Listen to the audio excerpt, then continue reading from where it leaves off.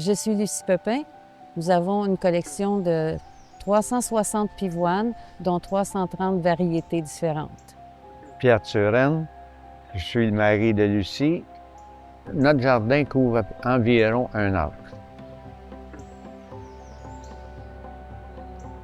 Nous avons commencé à faire le jardin en 2008, mais c'était très modeste au début. La première pivoine, où on l'a encore, elle est actuellement en fleurs. Le seul problème avec cette pivoine-là, c'est qu'on n'a pas le nom. Ça, pour un amateur de plantes, c'est vraiment un gros problème. Et la première pivoine qui s'est installée dans mon jardin, j'ai perdu l'étiquette. Puis je suis allée au Jardin botanique de Montréal, puis j'en ai vu une qui était exactement pareille. Elle s'appelait Red Pod. C'est une pivoine simple, c'est la première pivoine qu'on a achetée. Et puis là, on a commencé à faire notre collection, puis on s'est rendu jusqu'à aujourd'hui 360. Voici le jardin devant la maison. Ici, vous avez la pivoine Halles Alléluia. Elle a gagné le premier prix il y a quelques années pour l'exposition canadienne et québécoise. Et puis les juges, unanimement, l'avaient choisie comme la plus belle pivoine de l'exposition. Au début, j'aimais beaucoup les pivoines roses. Ensuite, je me suis intéressée au rouge. Là, maintenant, je suis plus dans les tons de pêche, de crème, parce que on a beaucoup de nouvelles variétés qui sont dans ces tons-là. Johanna Marlène. Johanna Marlène, qui a des teintes de jaune, de rose. C'est une de mes préférées parmi les Ito. La pivoine Etch Salmon, c'est une pivoine qui est très recherchée. Elle est beaucoup aimée. Elle est semi-double, elle se tient bien, puis les teintes sont magnifiques.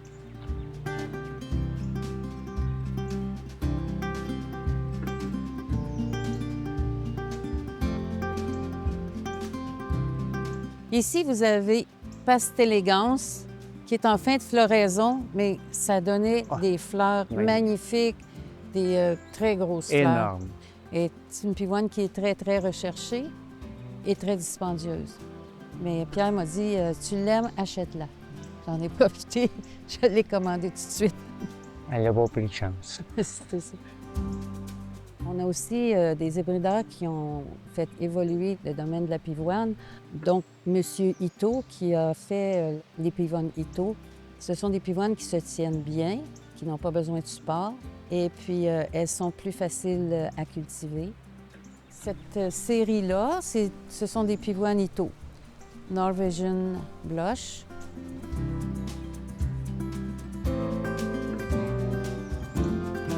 On a aussi des nouvelles hybrides qui comprennent des pivoines doubles et qui sont plus intéressantes. La tenue est meilleure, les tiges sont plus fortes. Elle s'appelle Cuisine. Elle va venir encore plus fournie que ça. L'année passée, elle était simple, comme ça. Je pensais que c'était pas la bonne. Puis finalement, cette année, on la voit qu'elle est double. Ce qu'on aime dans les pivoines, c'est qu'il y a tellement de variétés de formes puis de couleurs. Aujourd'hui, là, c'est incroyable.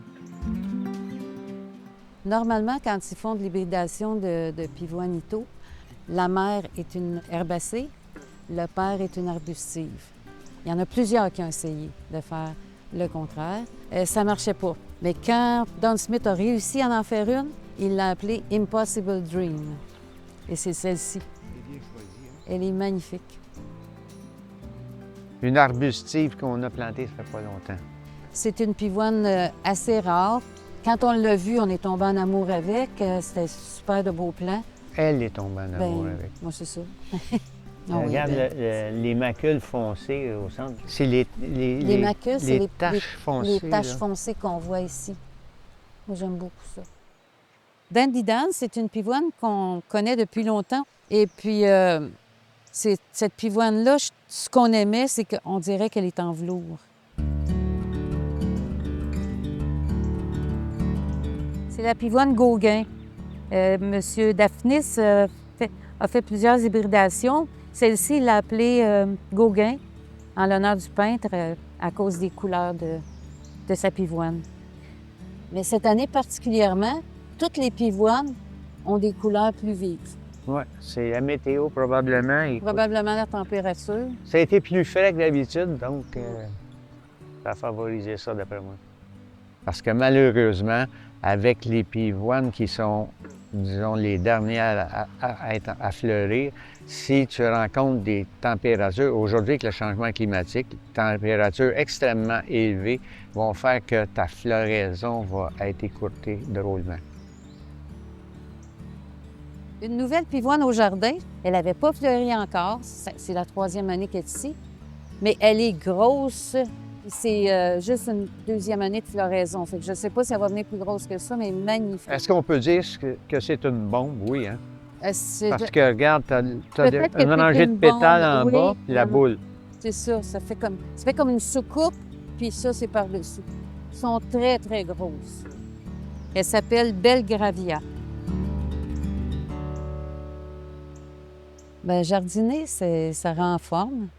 Mais il faut être en forme aussi pour jardiner. C'est agréable de voir la nature, de vivre dans la nature. On apprécie à tous les jours, à chaque fois qu'on se promène dans le jardin, quand on est dans la maison, qu'on voit notre jardin. C'est... Ouais, on dit on est donc chanceux. Oui, c'est ça. Faire un jardin, tu le fais pour toi principalement, et le plaisir que tu éprouves à placer des nouvelles plantes, à les regarder évoluer, c'est sûr que ça fait du bien à l'âme. Thank you for watching this episode of Sometime in the Garden. To join in on the conversation, click like and subscribe.